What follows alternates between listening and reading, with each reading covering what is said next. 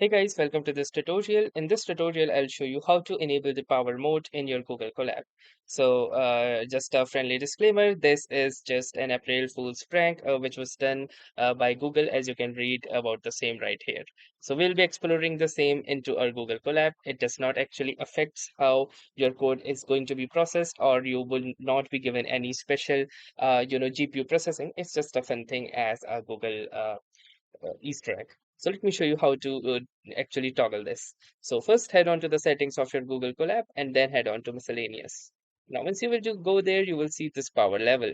It has three options. The first one's no power, same power and many power. So by default, your account is selected to no power. If I save it, you can see if I type any particular code, you can see it goes on normally.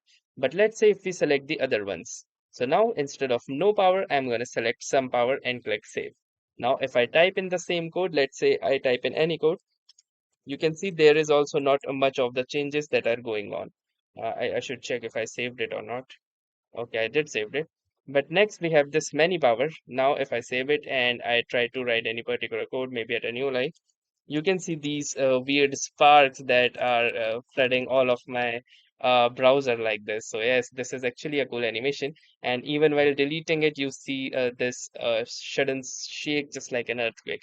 So yeah, it's a pretty good feature. You can toggle it around and play with it for a while. So yes, that was all for this tutorial. Thanks for watching and have a nice day.